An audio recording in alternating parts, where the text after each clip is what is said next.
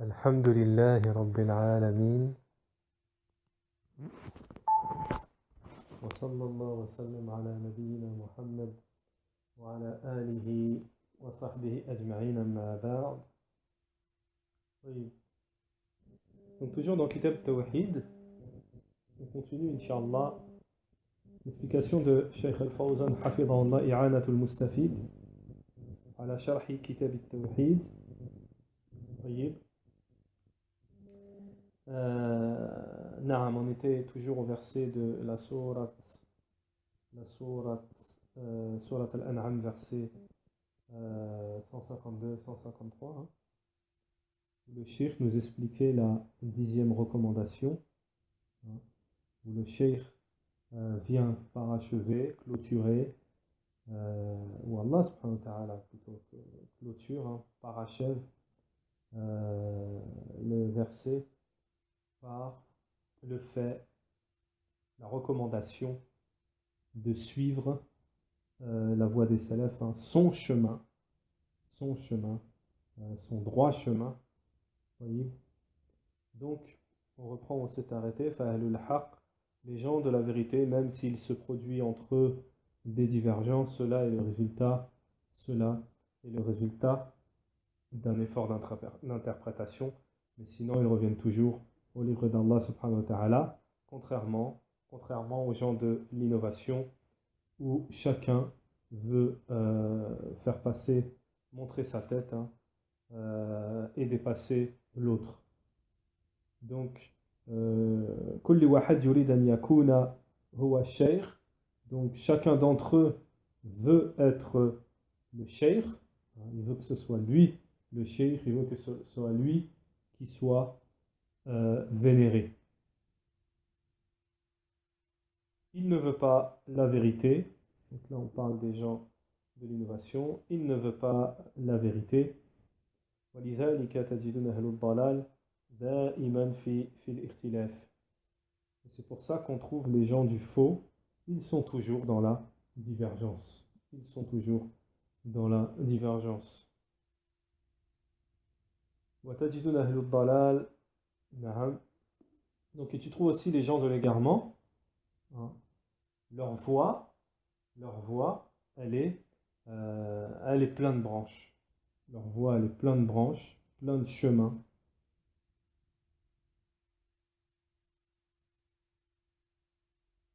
Et de partout, il en sort, hein, une nouvelle école, Madhab Jadid.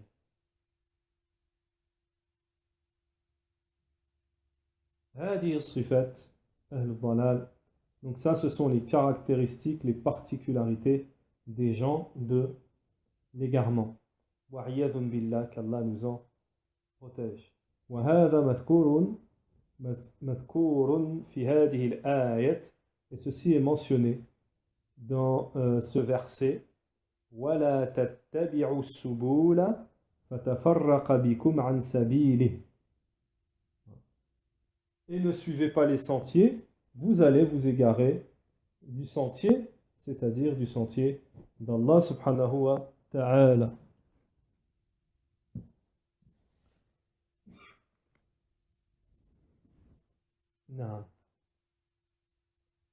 Et voilà mon chemin dans toute sa rectitude, suivez-le donc et ne suivez pas les sentiers qui vous écartent de sa voie. طيب. وضح النبي صلى الله عليه وسلم هذه الآية بتوضيح. طيب. Donc Cheikh Al-Fawzan Hafidahullah nous dit que ce verset que l'on vient de citer, le messager d'Allah l'a éclairci, hein, lorsque le messager d'Allah alayhi salatu wassalam a tracé, c'est dans un hadith, hein, a tracé un trait sur le sol. Lorsque le messager d'Allah alayhi salatu wassalam a tracé un trait sur le sol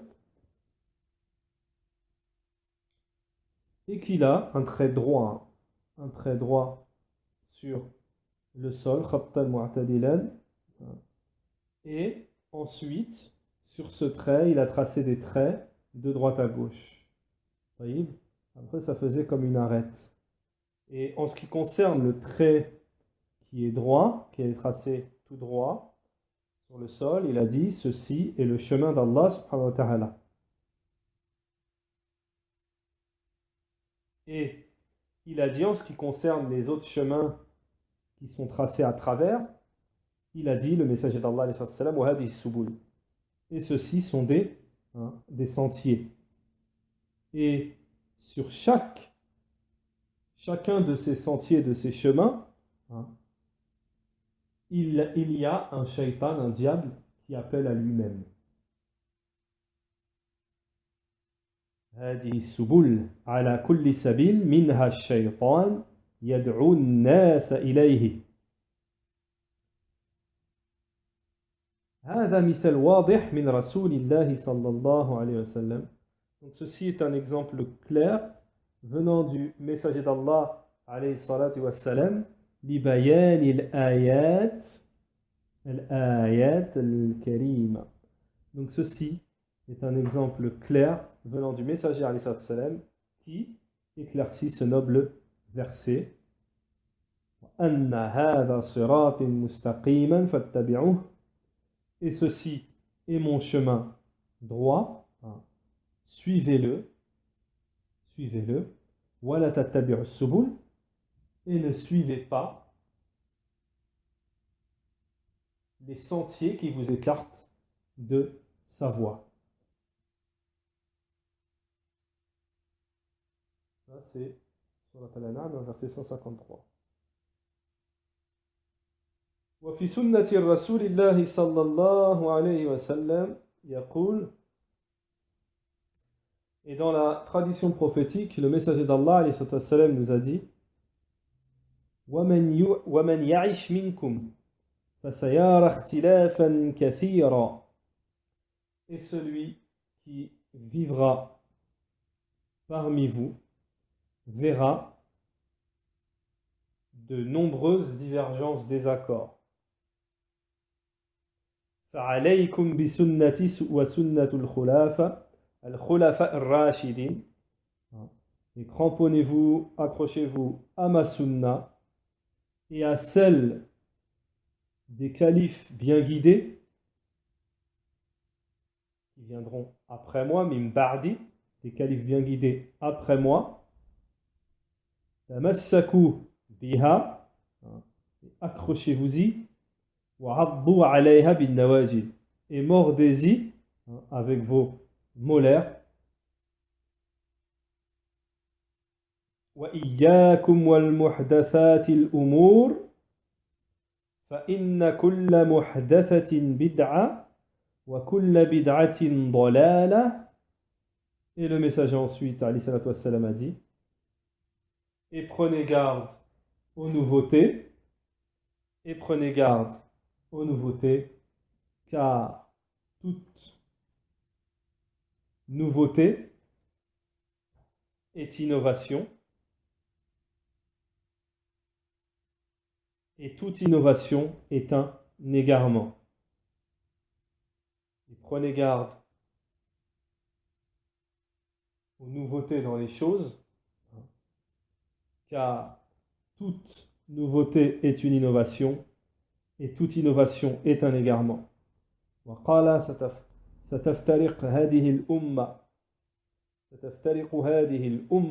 على 73 فرقة كلها في النار إلا واحدة. Ensuite, le messager d'Allah alayhi salatu wassalam, nous a dit dans un hadith et ma communauté va se diviser en 73 sectes, groupes, toutes en enfer sauf une. Ils ont dit, bien sûr les compagnons, mais quelle est-elle, ô messager d'Allah? Quel est ce groupe sauvé? قال من كان على مثل ما أنا عليه وأصحابي. Le messager d'Allah alayhi salatu wassalam, a répondu, a dit c'est celui qui est sur mon exemple, sur ce que je suis, moi et mes compagnons. هذا Cheikh Al-Fawzan nous dit هذا صراط الله. Il nous dit c'est cela, le chemin d'Allah, Jalla wa ala, fil ayat wa fil ahadith, dans les versets et dans les ahadiths. C'est-à-dire les versets qui nous expliquent et les hadiths qui nous expliquent le chemin d'Allah subhanahu wa ta'ala. Donc je voudrais juste faire une parenthèse et donner une faïda, Inch'Allah, qui a été mentionnée par Shaykh Al-Albani, rahimahullah. C'était une question qui lui a été posée, ou alors c'était dans un dars qui est muhadarat, qui est très connu, en 6 parties, si je me souviens bien, à peu près 6 parties. C'était l'explication de ce qu'est la salafia, c'est-à-dire la voie des pieux prédécesseurs. Alors, la voie du prophète selon la compréhension de ses compagnons. Alors, la faïda, c'est quoi que je voudrais apporter? Puisqu'ici, le cheikh il nous a fait un petit cours sur le manhaj, sur la voie à suivre. Ce que je voudrais dire, c'est que Cheikh Al-Albani, rahimahullah, un jour, il a dit: aujourd'hui, tous les groupes se revendiquent du kitab wa sunna. Tu vas demander à un soufi, il va te dire kitab wa sunna. Tu vas demander à un ikhwani, il va te dire kitab wa sunna. Tu vas demander à un hizbi, tu vas demander, hein, à n'importe qui, il va te dire ouais, nous aussi on suit le kitab wa sunna. Alors Cheikh Al-Albani, il a posé la question, il a dit: mais alors, qu'est-ce qui sépare, qu'est-ce qui fait la différence entre les vrais gens du kitab wa sunna et les autres? Le Cheikh Al-Albani, rahimahullah, bien entendu, ce qu'il a répondu, c'est ce que je vais répondre, ce qu'il a répondu Cheikh Al-Albani, rahimahullah, c'est la croyance de tous les gens de la sunna. J'ai cité Cheikh Al-Albani, mais tous ils vont vous dire la même chose. Parce que Cheikh Al-Fawzan, il fait allusion à ça ici. Et le prophète l'a dit lui-même dans le hadith cité ci-dessus. Alors Cheikh Al-Albani, il a dit la différence entre le groupe sauvé et tous les autres groupes, c'est que oui, Kitab wa Sunna, mais la différence, les vrais gens de la Sunna, le Sunnati wal Jama'a, ce qui les diffère des autres, c'est que eux, ils prennent le Kitab wa Sunna, mais selon la compréhension des pieux prédécesseurs, à la fahmi salaf et salih, selon la compréhension des pieux prédécesseurs. Et je vais vous donner encore une autre faïda, c'est que les ulama disent en ce qui concerne ce hadith, lorsqu'il dit dans le hadith qu'on a cité ici, فَعَلَيْكُمْ بِسُنَّتِي وَسُنَّةِ الْخُلَفَاءِ الرَّاشِدِينَ, à vous de vous accrocher, suivez ma sunna et la sunna des pieux prédécesseurs. Regardez, les ulama ils nous disent, regardez dans ce hadith, le messager d'Allah, alayhi salatu wassalam, il a annexé, on voit bien, il a annexé sa sunna à celle de ses compagnons. Qu'est-ce que ça veut dire? Qu'est-ce que ça veut dire? Les ulama ils disent, ça veut dire que c'est la même sunna. Les ulama ils disent que ça veut dire que c'est la même sunna. فَعَلَيْكُمْ بِسُنَّتِي الْيَا الْمُتَكَلَّمْ مَا سُنَّةِ وَسُنَّةِ الْخُلَفَاءِ الرَّاشِدِينَ. Et la sunna des califes bien guidés qui viendront après, de mes compagnons. Ça veut dire que c'est la même sunna. Voyez? Donc voilà ce qui fait la différence. Lorsque vous voyez une divergence, revenez au prophète et qu'est-ce qu'ils ont dit ses compagnons, qu'est-ce qu'ils ont dit les salafs, comment ils ont expliqué ce verset, ce hadith, et ça sera réglé tout de suite. Mais si chacun il dit non, moi je pense, non, c'est comme ça, non, moi je pense, non, c'est pareil que ça, non, mais oui, moi je pense, oui, non, moi je pense que travailler avec un innovateur, c'est pas pire que de travailler avec des juifs ou des chrétiens. Ça, c'est un ijtihad que toi tu fais. C'est toi qui as fait ce ijtihad. Mais si on prend les salafs, Sufyan al-Thawri, qu'est-ce qu'il a dit? Hein. Qu'est-ce qu'il a dit? Qu'est-ce qu'ils disent les salafs? Ils disent les innovateurs, ils sont pires que les kuffars. Ils sont plus dangereux. Parce que l'innovateur, il attaque l'islam de l'intérieur. Il peut te mettre des ambiguïtés et te détourner de ton islam. Le mécréant, il ne peut pas. Il ne peut pas toucher à ce qu'il y a à l'intérieur, le mécréant. Tayyib, bi'iznillah. Donc ça, c'est batil. C'est batil. C'est des ijtihad qu'on fait tout seul, comme ça. Non, on revient aux salafs. Comment ils étaient les salafs, l'imam Ahmed? L'imam Sunna. Comment ils étaient? Même l'imam Malik. Il a ghayrihim. Et les autres, comment ils étaient avec les gens de l'innovation? Comment ils étaient? Comment ils étaient? Ils les fuyaient. Ils bouchaient leurs oreilles, ils les fuyaient. طيب. وفي سنة الرسول عليه الصلاة والسلام يقول, et dans la sunna du messager d'Allah عليه الصلاة والسلام, donc ça on l'a déjà dit, ولا نستغرب إذا حصل اختلافات ونشأت مذاهب ضلة وحصل صراعات بين الناس لا نستغرب هذا لأن هذه سنة الله جل وعلا لابتلاء العباد والامتحانهم. طيب. Donc Cheikh Al-Fawzan, il nous dit,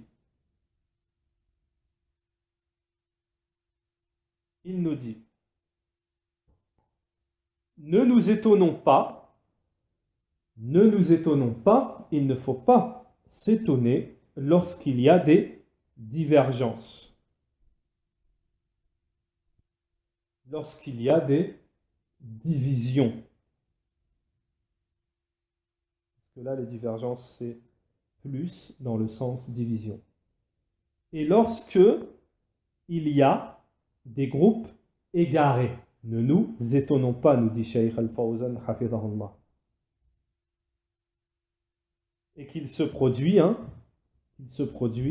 des divisions entre les gens. Ne nous étonnons pas de cela, nous dit Shaykh Al-Fawzan. Car ceci est la tradition d'Allah subhanahu wa ta'ala. لأن هذه سنة الله جل وعلا. Parce que ceci est la tradition d'Allah subhanahu wa ta'ala pour éprouver ses serviteurs, pour éprouver les serviteurs et pour les tester, pour éprouver les serviteurs et pour les tester. لابتلاء العباد وامتحانهم. ومن هو الذي يثبت على الطريق ومن هو الذي لا يثبت أو لا يثبت. طيب. Le cheikh il nous dit, donc c'est pour tester ses serviteurs et pour les éprouver. Donc il y en a parmi ses serviteurs, bien entendu, qui sont raffermis sur le chemin d'Allah et d'autres qui ne le sont pas. Donc il y en a, malgré les épreuves, les tests, etc., ils sont raffermis sur le chemin d'Allah et d'autres qui ne le sont pas.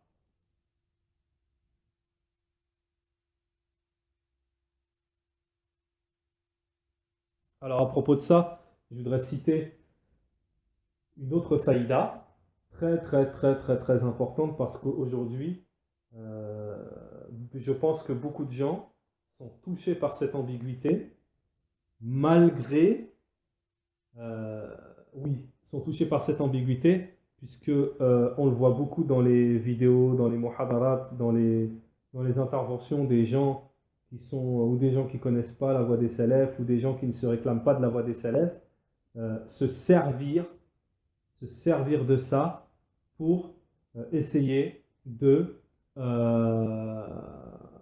comment dirais-je, pour essayer de dénigrer la voie des salafs,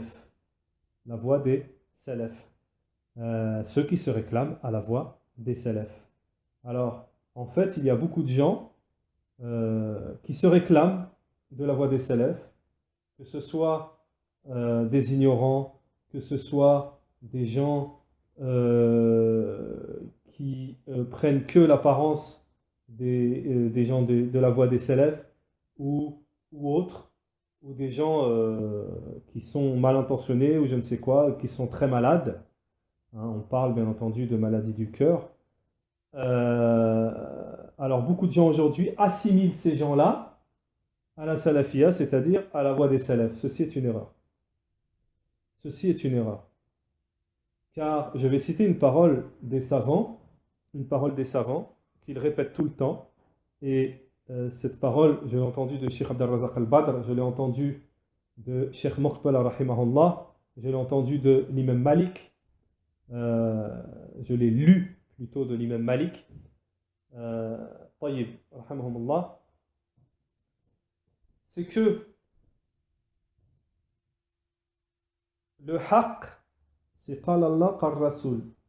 Le haqq, c'est qala Allah qal Rasoul. Les gens, ils peuvent toujours être tordus.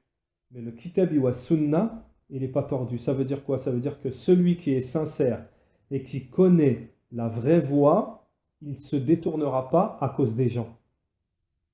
Il dira, ces gens-là ne suivent pas la vraie voie.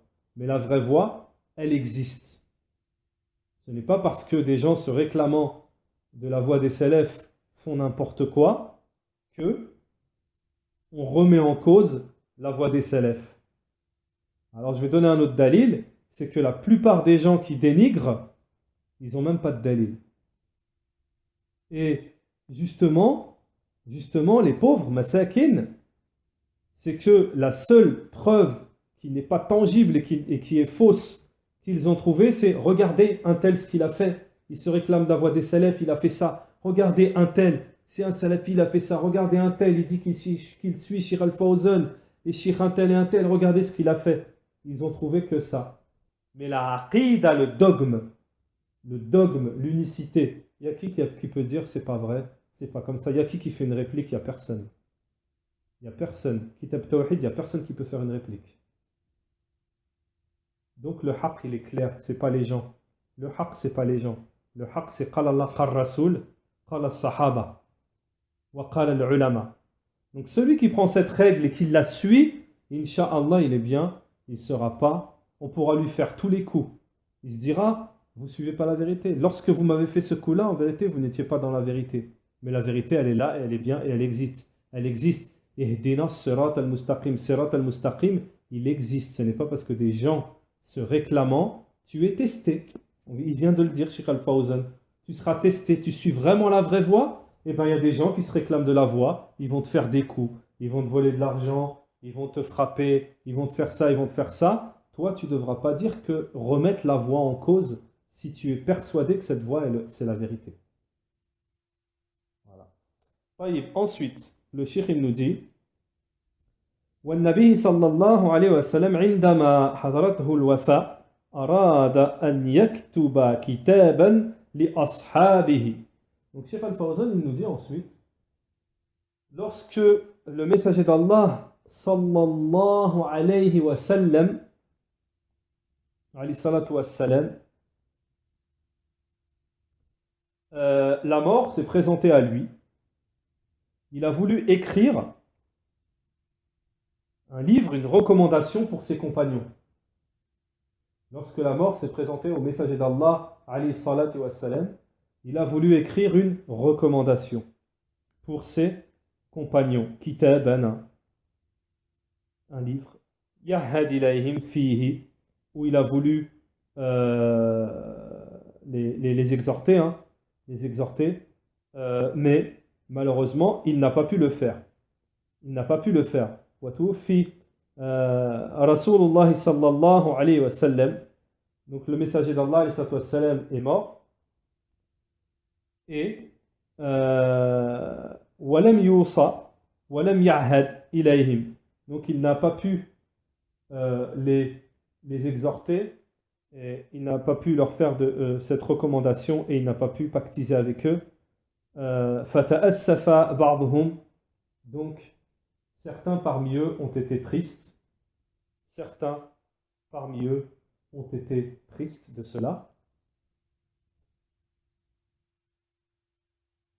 C'est alors que فابن مسعود رضي الله عنه يقول c'est alors que Ibn Mas'ud رضي الله عنه, un des grands compagnons, leur a dit لستم بحاجة إلى كتاب يكتب الرسول عليه الصلاة والسلام لأن عندكم القرآن.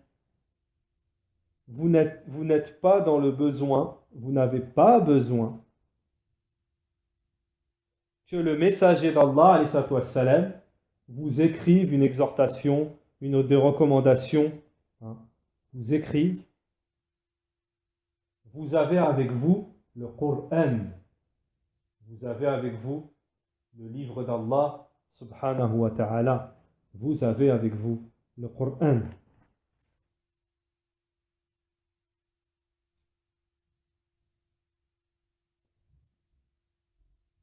Ensuite, Shaykh Al-Fawzan hafidhahullah nous cite la parole que nous avons vue précédemment, la suite de la parole de Ibn Mas'ud radiyallahu anhu. فقال ابن مسعود رضي الله عنه من أراد أن ينظر إلى وصية محمد صلى الله عليه وسلم التي عليها خاتمه.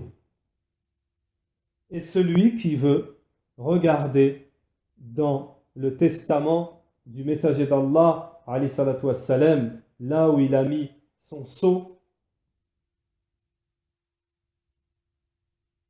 فليقرأ هذه الآية, qu'il lise ces versets, qu'il lise ces versets. لأن الرسول صلى الله عليه وسلم لا يوصي إلا بكتاب الله وأيضا الرسول يقول, parce que le messager d'Allah alayhi salatu wassalam ne nous a recommandé et n'a hérité que du livre d'Allah subhanahu wa ta'ala.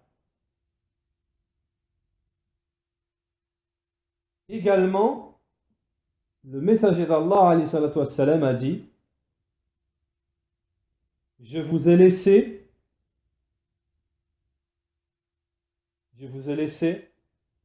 deux choses.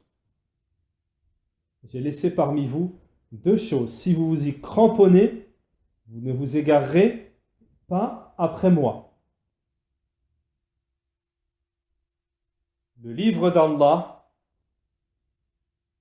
Kitabullah, le livre d'Allah, wa sunnati, et ma tradition prophétique. Le livre d'Allah et ma tradition prophétique. Inni tarikun fikum ma in tamassaktum bih lan tudilluh min ba'di kitabullahi wa sunnati.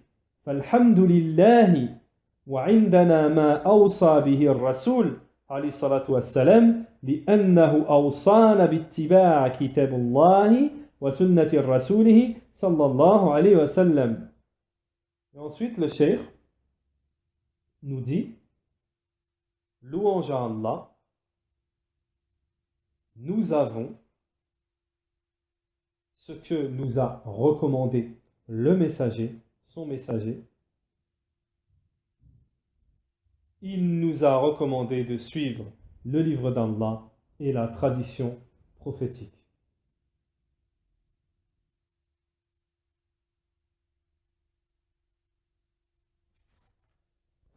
Nous continuons avec la parole de l'auteur Cheikh Mohammed ibn Abd al-Wahhab rahimahullah. Nous continuons dans l'épître, dans al-matn an, c'est-à-dire après les versets, le cheikh mentionne un hadith, toujours dans le contexte du tawhid, de l'unicité. An Mu'adh ibn Jabal radiyallahu anhu قال كنت رديف النبي صلى الله عليه وسلم على حمار فقال لي يا معاذ أتدري ما حق الله على العباد وما حق العباد على الله؟ قلت الله ورسوله أعلم. قال حق الله على العباد أن يعبده ولا يشرك به شيئا وحق العباد على الله أن لا يعذب من لا يشرك به شيئا. قلت أفلا أبشر الناس قال لا تبشرهم فيتكلوا أخرجه في الصحيحين. طيب. Donc, Mu'adh ibn Jabal, radiallahu anhu, a dit j'étais derrière Radif. Radif, c'est lorsqu'on est sur une monture derrière quelqu'un d'autre. Donc, j'étais sur une monture avec le messager sur un âne, derrière le messager d'Allah, alayhi salatu wassalam, lorsque le messager d'Allah, alayhi salatu wassalam, s'adressa à moi et me dit Ô Mu'adh, connais-tu le droit d'Allah sur ses serviteurs et le droit des serviteurs sur Allah? Point d'interrogation. Je répondis Allah et son messager sont plus connaisseurs. Il répondit, le messager d'Allah répondit à Mu'adh ibn Jabal radiyallahu anhu, le droit d'Allah sur ses serviteurs, c'est qu'il l'adore et ne lui associe rien, quoi que ce soit. Et le droit des serviteurs sur Allah, c'est qu'il ne les torture pas, tant qu'il ne lui associe pas, tant qu'il ne lui associe quoi que ce soit. Mu'adh ibn Jabal répondit, il dit, n'informerai-je pas les gens de la bonne nouvelle? N'informerai-je pas les gens de cette bonne nouvelle? Le messager d'Allah répondit, ne les informe pas, ne leur donne pas la nouvelle, sinon ils vont de crainte qu'ils se reposent sur cela. De crainte qu'ils se reposent sur cela. Donc, ce hadith a été rapporté dans les deux recueils authentiques. Bukhari wa Muslim.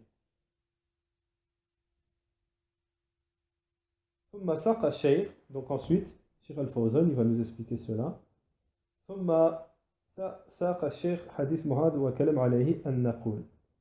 Puis l'auteur, Cheikh Al-Islam et Mohammed ibn Abdel Wahhab, nous a apporté le hadith, nous transmet le hadith de Mu'adh. Ce que nous disons sur cela, Cheikh Al-Fawzan nous dit, sur cet immense hadith. Tout d'abord, Cheikh Al-Fawzan nous dit les mérites de Mu'adh, ce grand compagnon. Tout d'abord, les mérites de Mu'adh, radiyallahu anhu. Et ces mérites sont nombreux. Fadilatul li Mu'adh, radiyallahu anhu, fadilatul li Mu'adh, radiyallahu anhu, wa fadailihi kathira. وهو معاذ بن الجبل الخزرجي الأنصاري. Donc c'est Mu'adh, il est Mu'adh ibn Jabal al-Khazraji al-Ansari ahad awiyat al-ilm. Donc bien entendu, vous savez, c'est un des plus savants des compagnons. Wa alam hadi al-umma wa a'lam hadi al-umma bil halal wal haram. Alors Cheikh Al-Fawzan nous dit c'est le plus savant de cette communauté en ce qui concerne le licite et l'illicite. وَأَعْلَمْ هَذِهِ الْأُمَّةِ بِالْحَلَالِ وَالْحَرَامِ.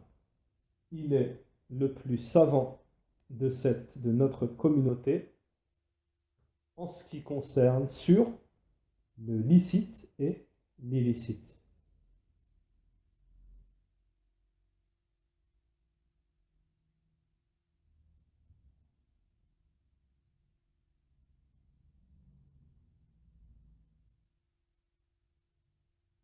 Le messager d'Allah, alayhi salatu wassalam, en a fait un juge et un enseignant lorsque il a ouvert la Mecque. Lorsqu'ils sont retournés à l'ouverture de la Mecque, Fath al-Mecca, il a mis, le messager d'Allah a fait de Mu'adh, un juge et un enseignant. Puis il l'a également envoyé,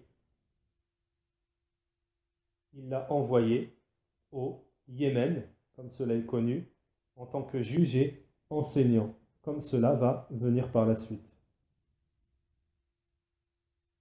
Puis il est revenu du Yémen après le décès du prophète alayhi salam. Puis Omar radiallahu anhu l'envoya au Shem. Le Shem, c'est la Syrie, tout ça. Syrie, Jordanie, tout ça par là-bas. Également, Omar l'a envoyé au Shem en tant que juge et enseignant. Et il est décédé là-bas, radiallahu ta'ala anhu.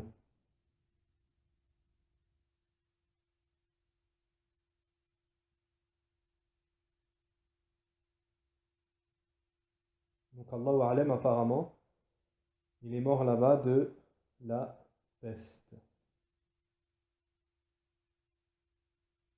قوله قال. Donc, Cheikh va nous expliquer ce hadith. Lorsque Mu'adh ibn Jabal dit j'étais sur une monture, sur un âne, derrière le messager d'Allah, Cheikh nous dit, c'est-à-dire كنت رديف النبي صلى الله عليه وسلم يعني راكبا معه, c'est-à-dire que j'étais avec lui sur une monture, على حمار, sur un âne, هذا فيه تواضع النبي عليه الصلاة والسلام وأنه يركب الحمار. Donc, et lorsque dans le hadith il dit sur un âne, Cheikh Al-Fawzan nous dit, cela nous indique la modestie du prophète alayhi salam qui prenait comme monture les ânes. ومع أنه أشرف الخلق على الإطلاق, tout en sachant que le messager d'Allah salam est la meilleure, la plus noble des créatures dans l'absolu, et qu'il est la plus modeste également. Dans le fait qu'il est monté avec un de ses compagnons sur une monture, il y a le fait qu'il est permis de monter à deux sur une monture. Cela nous indique qu'il est permis de monter à deux sur une monture, et lorsque cela n'est pas difficile pour l'animal. Lorsque cela n'est pas difficile pour l'animal. فَقَالَ لِي يَا مُعَاذ. Puis le messager d'Allah dit, ô Mu'adh. Cheikh nous dit ici, le prophète salam, lorsqu'il s'adresse à Mu'adh, a voulu lui enseigner un immense jugement. Un immense jugement.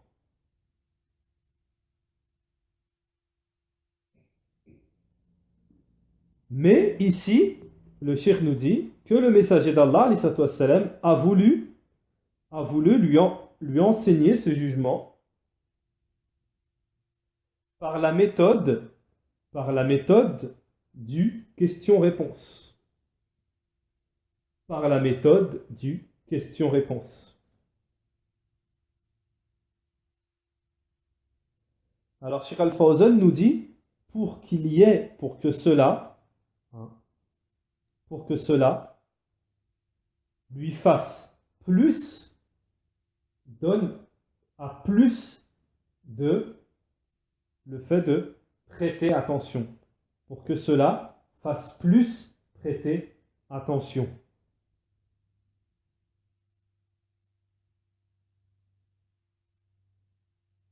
Alors, regardez ce que nous dit Cheikh Al-Fawzan. فإن التعليم عن طريق السؤال والجواب من أعظم الطريق الناجحة في تعليم العلم. Certainement, Cheikh nous dit, l'enseignement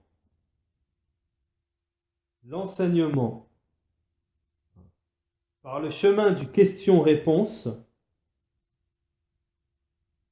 est le chemin le plus immense qui donne des résultats dans l'enseignement. L'enseignement par le chemin du question-réponse est le plus immense chemin qui donne des résultats dans l'enseignement de la science.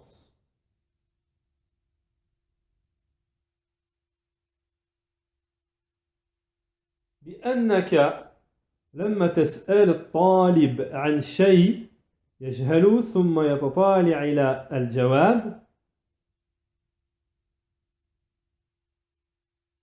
parce que lorsque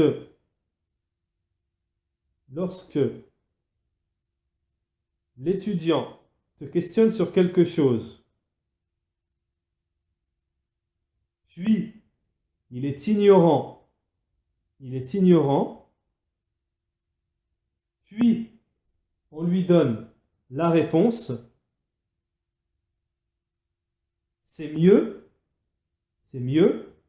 c'est-à-dire le question-réponse comme ça, de cette manière-là, c'est mieux, c'est plus dans l'excellence que de lui donner dès le début la réponse. Car cela ne lui fait pas prêter attention et ne le prépare pas à recevoir la réponse. Car cela ne lui fait pas prêter attention et ne l'aide pas à recevoir, et ne le prépare pas à recevoir la réponse.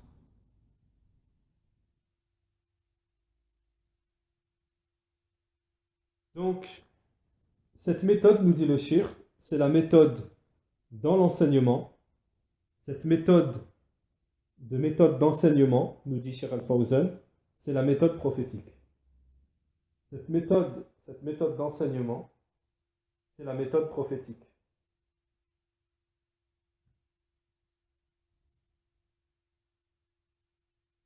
Et cela dans beaucoup de situations, nous dit le shir, et cela dans beaucoup de situations.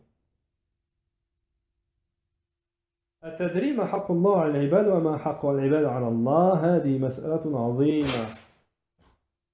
Dans le hadith, la parole du prophète, la question: connais-tu le droit d'Allah sur ses serviteurs et le droit des serviteurs sur Allah? Ceci est une question immense.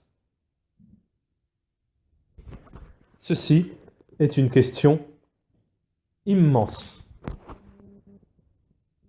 قال معاذ. Donc Mu'adh radiyallahu anhu a dit, il a répondu: Allah wa rasulihi a'lam. Allah et son messager sont plus savants. هذا فيه تأدي بالطالب العلم في أنه إذا سئل عن شيء وهو لا يعرفه أن يقول. Donc la réponse de Mu'adh ibn Jabal, Cheikh Al-Fawzan nous dit, il y a ici l'éducation de l'étudiant en sciences qui, lorsqu'il est questionné sur quelque chose et qu'il ne connaît pas, il est ignorant, qu'il ne connaît pas la réponse, de répondre, il répond: Allah Ta'ala et son messager sont plus savants. Il n'entre pas dans quoi que ce soit, il ne s'avance pas dans quoi que ce soit, puisqu'il ne connaît pas. Mais il appuie sa connaissance sur celui qui connaît, sur son enseignant. Donc cela également, nous dit Cheikh Al-Fawzan, c'est une méthode d'enseignement qui donne des résultats. C'est que الإنسان إذا سئل عن العلم لا يعلمه أو عن مسألة وهو لا يعرفه. C'est que la personne, lorsqu'il est questionné sur une connaissance dont il n'a pas ou une question qu'il ne connaît pas, il ne s'avance pas, il ne dit pas je ne sais pas, mais il dit لا يقول لا أدري بل يقول لا أدري أو يقول. Il ne s'avance pas, mais il dit plutôt Allahu a'lam. Il peut dire aussi la adri.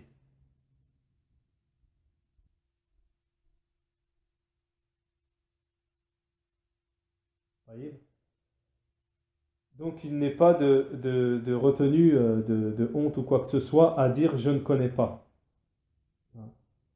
Qad sabaqat al-lisan, ma langue a parlé vite, a parlé avant moi, mais en fait, Cheikh Al-Fawzan ici, il dit la personne, qu'elle ne se bloque pas à dire je ne connais pas. Mais plutôt, il dit je connais pas, ou il dit Allah et son Allahu A'lam, Allah est plus savant. Hein. Il ne s'avance pas sur quoi que ce soit. Et cela nous indique ses mérites, hein, et son éducation, son bonne éducation, bon comportement avec Allah subhanahu wa ta'ala, et aussi son comportement avec son enseignant. Alors ensuite, le cheikh nous donne un exemple en nous disant وَقَدْ سُئِلَ الْإِمَامِ Imam Malik عن 40 مسألة. L'imam Malik, rahimahullah, a été questionné sur 40 questions.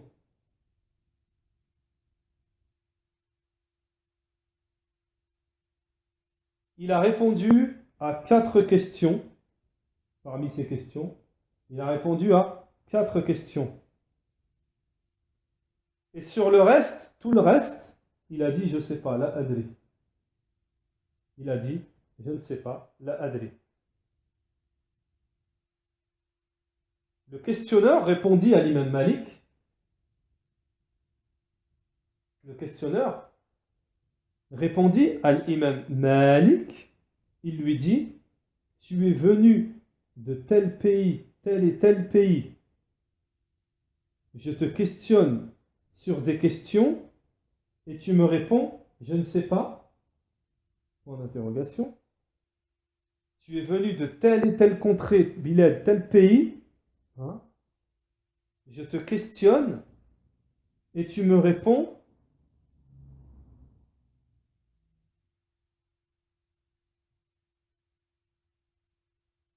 Afwan, je suis venu de telle contrée et telle contrée. Désolé. Je suis venu de telle contrée et de tel et tel pays. Je te questionne et tu me réponds je ne sais pas. C'est la personne, hein, celui qui pose la question à Imam Malik. Il dit je suis venu de tel et tel endroit, c'est-à-dire de loin. Je te questionne et tu me dis je ne sais pas. L'imam Malik lui répondit, remonte sur ta monture, reprends ton voyage, repars dans le pays d'où tu viens,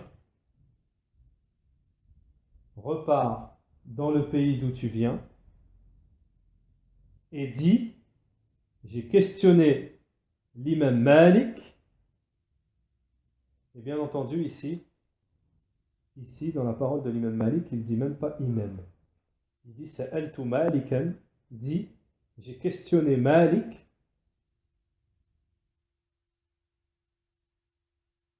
et il m'a dit je ne sais pas. Et il m'a dit je ne sais pas. Cheikh Al-Fawzan nous dit c'est cela le comportement l'éducation des savants. Cheikh Al-Fawzan dit après cette parole, point, c'est cela le comportement, l'éducation des savants. وهذا معاذ رضي الله عنه يقول للنبي صلى الله عليه وسلم الله ورسوله أعلم ففي هذا رد العلم رد العلم إلى عالمه وعدم تدخل الإنسان في شيء وهو لا يدري عن حكمه. Donc Mu'adh radiallahu anhu, il dit au prophète alayhi salatu wassalam, Allah et son messager sont plus savants. Dans cela, Cheikh Al-Fawzan nous dit, il y a le fait de faire revenir la connaissance à celui qui est plus savant. Dans cela, nous tirons de cela le fait de faire revenir la connaissance à celui qui est plus savant. et de ne pas s'avancer soi-même dans quoi que ce soit. Et de ne pas s'avancer et de ne pas s'avancer, la personne ne s'avance pas elle-même dans quoi que ce soit. Ce n'est pas fini. Dans quoi que ce soit dont elle ne connaît pas le jugement. Et la personne ne s'avance pas elle-même dans quoi que ce soit dont elle ne connaît pas le jugement. Wallahu ta'ala yaqul.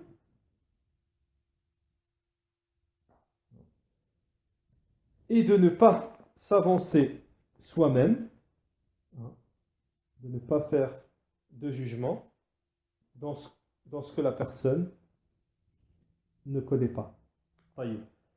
Ensuite, Cheikh Al-Fawzan, bien entendu, ramène la preuve à cela, à ce que l'on vient de dire. La parole d'Allah subhanahu wa ta'ala dans Surat Al-Isra, verset 36. Surat Al-Isra, verset 36. Nous allons donner la traduction. Alors, وَلَا تَقْفُ مَا لَيْسَ لَكَ بِهِ عِلْمٍ. 36. Sourate 17, verset 36. Et ne poursuis pas ce dont tu n'as aucune connaissance. Et ne poursuis pas ce dont tu n'as aucune connaissance. طيب.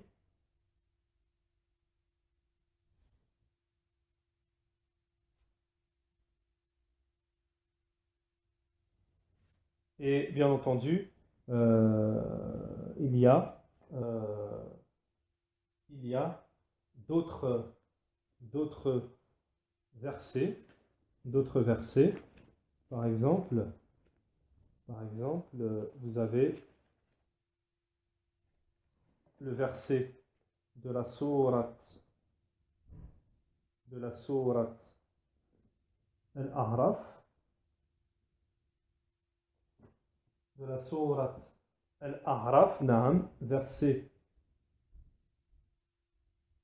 verset 33. Et qui est plus injuste que celui qui profère des mensonges sur Allah et qui égare les gens, tout en n'ayant pas de connaissance. Et certes, Allah ne guide pas les peuples injustes. Les peuples injustes.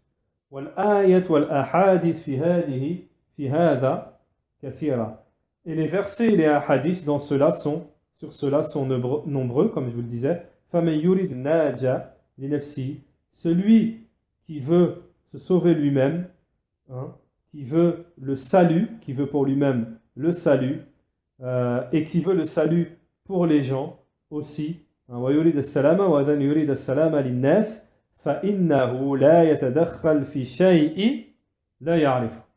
C'est qu'il n'entre pas, il ne s'avance pas, il n'entre pas dans ce qu'il ne connaît pas. Parce que à partir du moment où s'il s'avance lui-même, il avancera, il s'avance lui-même, il fera avancer les gens avec lui, les autres avec lui. Et si il répond en se trompant, il va égarer les gens. Ceci est une question immense, nous dit Cheikh Al-Fawzan. Et nous devons comprendre cela. Cheikh Al-Fawzan, il nous dit, nous devons comprendre, raisonner sur cette affaire.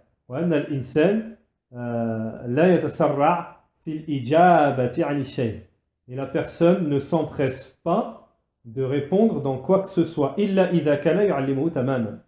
sauf s'il maîtrise la connaissance de cette chose-là, il a la maîtrise dans la connaissance de cette chose-là. Sinon, Cheikh Al-Fawzan nous dit on ne s'avance pas.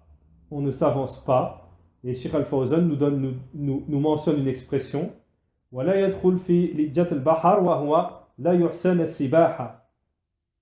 traduction approximative, en gros, le Cheikh nous dit on n'entre pas dans l'océan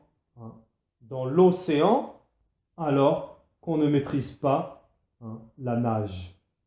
alors qu'on ne maîtrise pas la nage. طيب.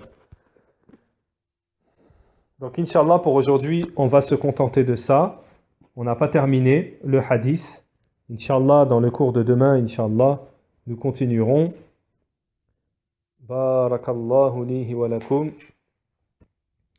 Assalamu alaikum wa rahmatullahi wa barakatuh. Wa sallallahu wa sallam ala nabiyyina Muhammad wa ala alihi wa sahbihi ajma'in. Subhanakallah wa bihamdik. Ashhadu an la ilaha illa anta wa astaghfiruka wa atubu ilayk.